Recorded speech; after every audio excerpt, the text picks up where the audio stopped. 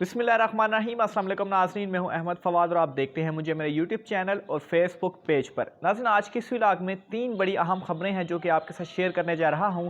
सबसे पहले तो राना शमीम साबिक चीफ जस्टिस गिलगित बल्तिस्तान जो बयान हल्फी वाला एक स्कैंडल सामने आया था, इनके हवाले से बहुत बड़ी ब्रेकिंग न्यूज़ है, वो मैं आपके साथ शेयर करूँगा। दूसरे नंबर पर शेख रशीद साहब की जानिब से एक हंगामी एक्शन जो है वो लिया गया है और राना शमीम को मुल्क से फ़रार होने से जो है वो रोका गया है, पकड़ा गया है। ये एक्शन क्या है, राना शमीम के हवाले से ब्रेकिंग न्यूज़ क्या है, इस हवाले से तफसीलात आपके साथ शेयर करूंगा। और एक और अहम और बड़ी ब्रेकिंग न्यूज़ ये है कि एक अहम शख्सियत, एक ताकतवर शख्सियत नाजरीन, उनके ऊपर मुकदमा दर्ज कर लिया गया है। वो शख्सियत कौन है, क्या किया उन्होंने, क्या मुकदमा दर्ज किया गया उनके ऊपर, ये भी तफसीलात आज की इस व्लॉग में मैं आपके सामने रखने जा रहा हूं। तो सबसे पहले नाज़रीन, मामले का कुछ थोड़ा सा बैकग्राउंड आपको समझाता चलूँ। हुआ इस तरीके से था कि राना शमीम साहब जो बयान हल्फी एक मुतनाज़ा उनके सामने आया मुबैना तौर पर, वो जो है वो इस्लामाबाद हाई कोर्ट में उनकी समाअत चल रही थी। आज 13 दिसंबर तक ये समाअत मुलतवी की गई थी और इस्लामाबाद हाई कोर्ट की जानिब से ये हुक्म दिया गया था कि राना शमीम साहब जो हैं वो आज अदालत में अपना जो बयान हल्फी है जो कि शाया भी हुआ है अखबार में, वो जो है वो अदालत के सामने पेश करें। और अगर ऐसा वो नहीं करते तो गुज़श्ता समाअत पर इस्लामाबाद हाई कोर्ट के चीफ जस्टिस अतर मिनल्ला साहब की जानिब से कहा गया था कि जो फ़र्द जुर्म है उसकी कार्रवाई का आगाज़ कर दिया जाएगा या फ़र्द जुर्म जो है वो आयद कर दी जाएगी। तो आज नाज़रीन हुआ इस तरीके से कि आज एक मरतबा फिर से राना शमीम साहब की जानिब से जो बयान हल्फी था वो इस्लामाबाद हाई कोर्ट में जमा नहीं करवाया गया। आज जब मुकदमे की समाअत जो है वो शुरू हुई है, जो तौहीन अदालत का ये जो मामला था इसकी जब समाअत शुरू हुई तो वंस अगेन राना शमीम साहब अदालत में बर वक्त नहीं पहुंचे और जो अटॉर्नी जनरल साहब थे उनकी जानिब से ये इस्तदा की गई कि आप जो है वो जो फ़र्द जुर्म की कार्रवाई है उसका आगाज़ कर दें। बहरहाल बाद में जब राना शमीम साहब अदालत में पेश हुए तो उनकी जानिब से ये बयान भी दिया गया, ये कहा भी गया कि जो उनका बयान हल्फी है उनके नवासे जो कि लंदन में मौजूद हैं उन्होंने कुरियर के ज़रिए भेज दिया है। 9 दिसंबर को जो उनका बयान हल्फी था वो उन्होंने भेज दिया है, लेकिन अभी तक वो मौसूल नहीं हुआ। जब वो मौसूल हो जाएगा तो उसके बाद वो अदालत में जमा करवा देंगे। अब नाज़रीन, इस मामले के ऊपर अटॉर्नी जनरल जो थे उनकी जानिब से ये कहा गया है कि अगर 9 दिसंबर को जो बयान हल्फी था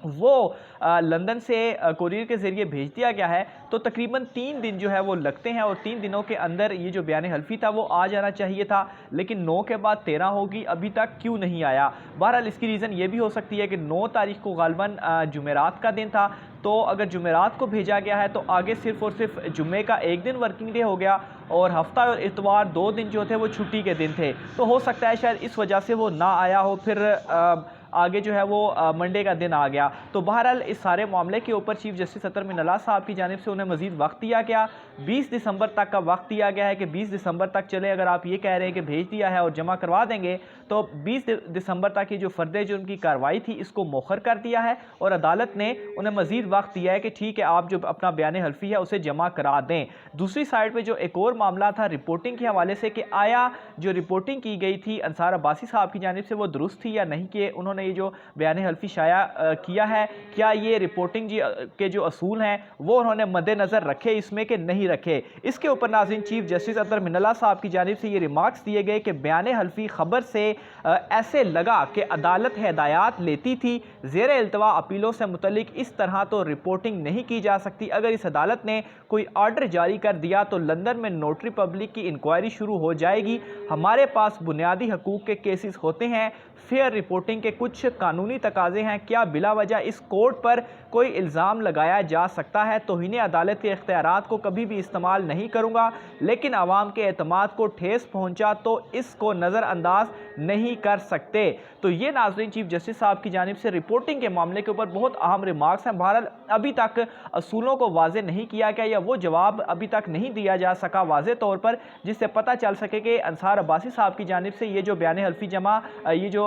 शाया की गई है ये खबर, क्या इसमें जो रिपोर्टिंग के असूल हैं उन तमाम असूलों को मद्देनज़र रखा गया है या नहीं रखा गया। बहरहाल 20 तारीख को दोबारा समाअत होगी, उसकी मज़ीद जो डिटेल्स होगी वो भी आप नाज़रीन तक पहुँचाएँगे। बहरहाल समाअत ख़त्म होने के बाद राना शमीम का जो आज रवैया था वो एज़ यूजुअल था, और आज हुआ इस तरह से कि जब वो कमरा अदालत से निकले तो आज वो अपना रास्ता भी भूल गए, क्योंकि जो इस्लामाबाद हाई कोर्ट के अमूमी तौर पर जो एक गेट है उससे वो जाया करते हैं, लेकिन आज जो है वो रास्ता भूल गए और दूसरे गेट की तरफ पहले वो पलटे, लेकिन फिर उसके बाद पलट कर वो वापस आ गए। तो काफ़ी जो है वो आज बहुत ज़्यादा कंफ्यूज भी राना शमीम साहब आज अदालत में लगे। दूसरी तरफ नाज़रीन, शेख रशीद अहमद साहब की जानिब से ये जो नाम है राना शमीम साहब का, ये PNIL लिस्ट में शामिल कर दिया गया है। ये भी मैं आपको बताता चलूँ कि कुछ रोज़ कबल ये खबर सामने आई थी कि ECL में जो नाम है वो राना शमीम साहब का डाला गया था, बल्कि गालिबन जो 9 दिसंबर को ही मेरे ख्याल से ये खबर सामने आई थी, लेकिन ECL में नाज़रीन नाम नहीं डाला गया।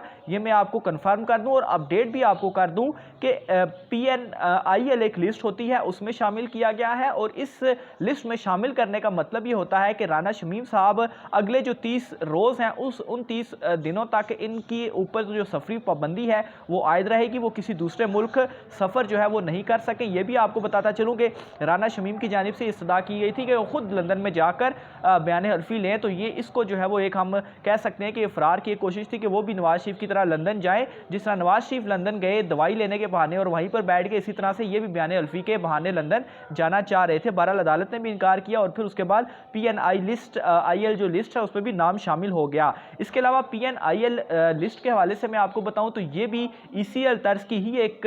जो है वो मुतबादिल के तौर पर इसको मुतारिफ कराया गया था 2018 में, और इसमें नाज़रीन सेम जो प्रोसीजर होता है, जैसा ECL में आप नहीं जा सकते, इस तरह इसमें भी आप नहीं जो है वो बैरून मुल्क जा सकते। बहरहाल शहबाज शरीफ का आपको एक केस याद होगा, गालिबन जब वो एयरपोर्ट लाहौर एयरपोर्ट में पकड़े गए थे, जब वो भी बाहर जाने की कोशिश कर रहे थे, तो उस वक्त अदालत ने जो लाहौर हाई कोर्ट ने गालिबन हुक्म दिया था कि इनका नाम ECL से हटा दिया जाए, तो उस पर वो बड़े खुश हो गए कि ECL से नाम हट गया, अब वो बाहर जा सकते हैं। लेकिन उसमें हुकूमत ने यह किया कि ECL से तो हट गया, लेकिन PNIL लिस्ट जो थी उसमें उनका नाम शामिल हो गया, जिस पर उन्हें जो बाहर जाने से जो है वो रोका गया, या मेरे ख्याल से पहले से ही PNIL लिस्ट में ही था। तो ये नाज़रीन दो मुख्तलिफ जो है वो नाम है, लेकिन इनका काम जो है वो एक ही है। तो ये नाज़रीन दूसरी अहम खबर थी। आखिर में नाज़रीन एक अहम और ताकतवर शख्सियत के खिलाफ मुकदमा दर्ज होने का मामला क्या है, तो ये नाज़रीन मामला कुछ इस तरीके से था कि कुछ रोज़ कबल जो मियाँ वाली में जलसा हुआ था वज़ीर-ए-आज़म इमरान खान साहब का, तो उस जलसे में पाकिस्तान तहरीक इंसाफ के जो रहनुमा हैं उनका अगर मैं नाम आपके सामने रखूं तो अमीर खान साहब जो हैं उनकी जानिब से जो गार्ड थे जब वो एंट्री कर रहे थे जलसे में, तो गार्ड की जानिब से उन्हें रोका गया,